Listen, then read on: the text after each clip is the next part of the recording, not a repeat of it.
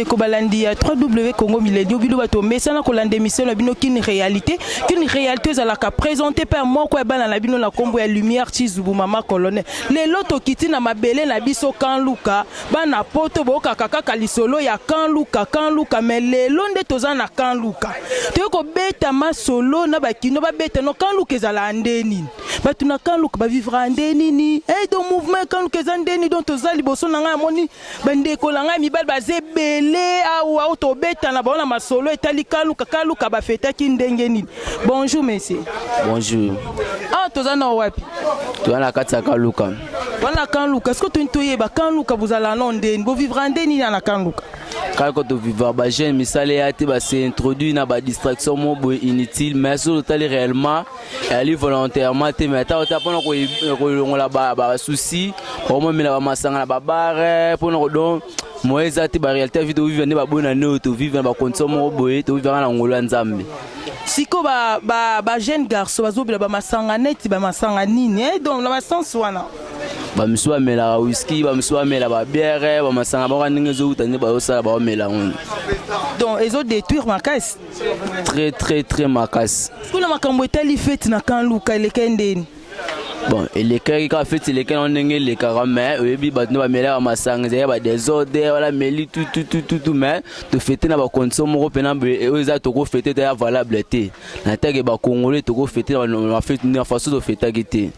bino moko bauti kandeko ndenga loye masola Kanluka tozo continuer toujours boso nanga bandeko mususu baza bo meka soko lobe makambo etali Kanluka. Bonjour merci.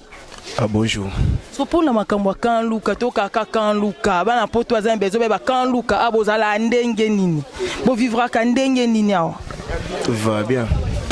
Abo vivra bien net na ba fête bo fête ndeni Na ba condition difficile.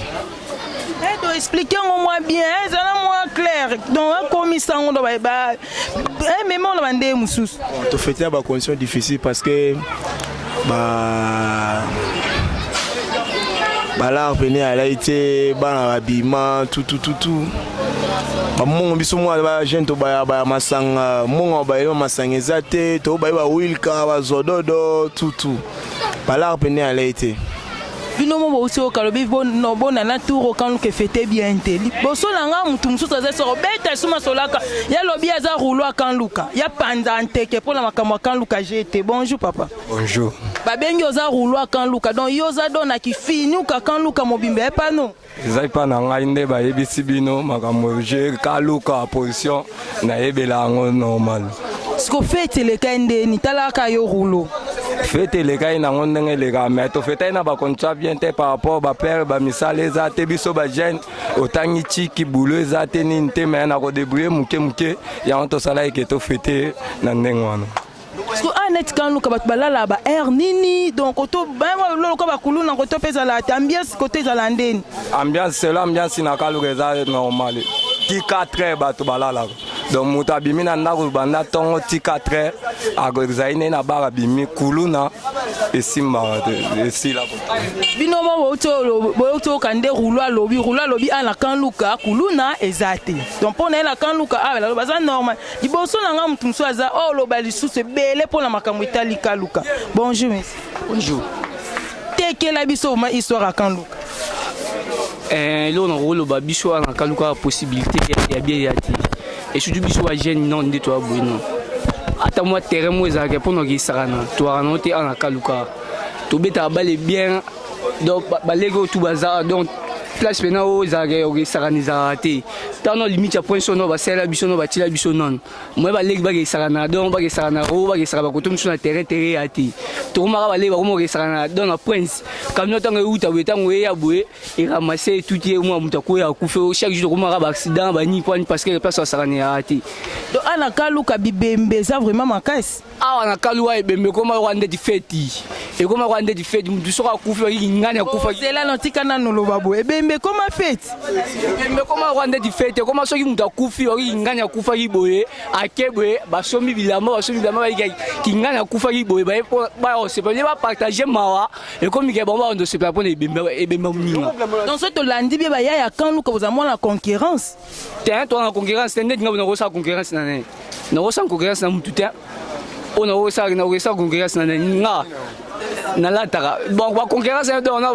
bon concurrence et banaka pour bano mikem ba staff bané pour nga mko jamais ko sa concurrence na sa concurrence nané siko ba fête ana kan kele kende bo fête ndeni bon pour nga fête pena to fête ko pena bienté to fête ko bienté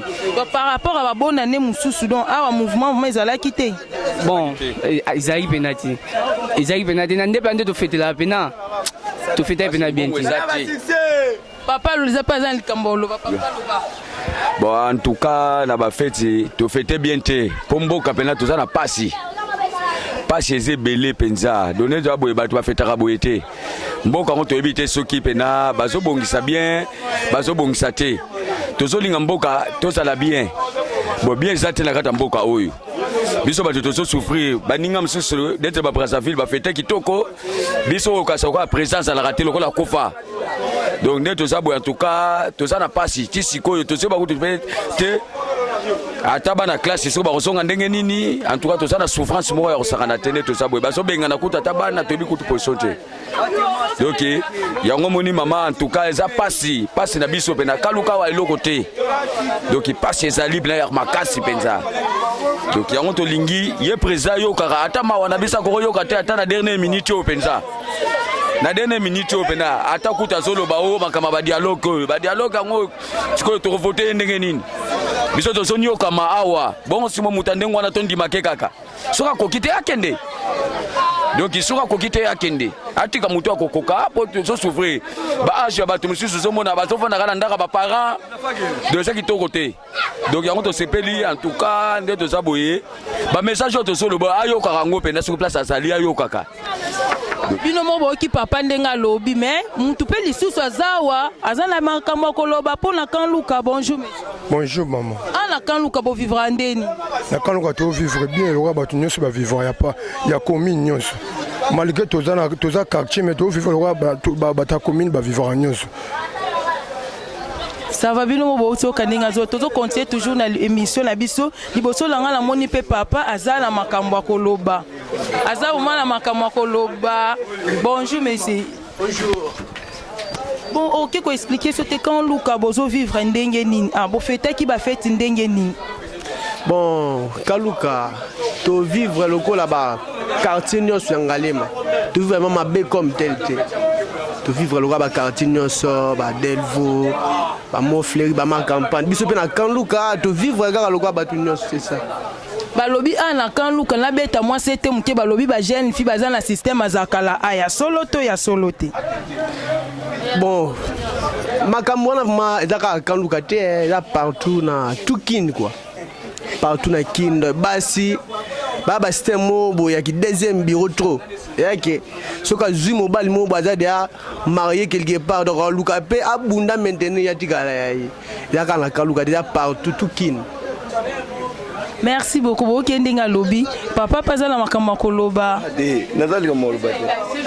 Merci beaucoup bino bo utioka bana Kanluka nde batu pandi teke pona Kanluka we Kanluka yana onka loka ba commune nyonso Kanluka bazala na bango bien bana Kanluka baleli bosela bango prince a bien ay bosela mo prince amnene terra balezate bo ba accident aweleki bana poto boyo kabino bana poto bo kenda bana Kanluka bo kenda oza mabele na bino bozonga tate na ba congé baninga bazonga ka bo bongisa nanu Kanluka osala ngo pe ezala pona nga ma émission na biso ekomi presque na suka so bo sepele ki na émission bo pesa merci mingi na qui toujours na caméra so na boso no bwaka belo belka ma wande na sel mabe maman chérie maman Pauline na Irlande ezaka maman moko maman ministre maman Bea ana Kishasa toi ka la ministre éducation moko maman a boté lumière Chizubu ouais télémi a présenté quelle émission PC ba merci belé bambote belé talaka BBC bambote belé Esther Banema Merli ki kufi po langa tokutani mbala esima bayo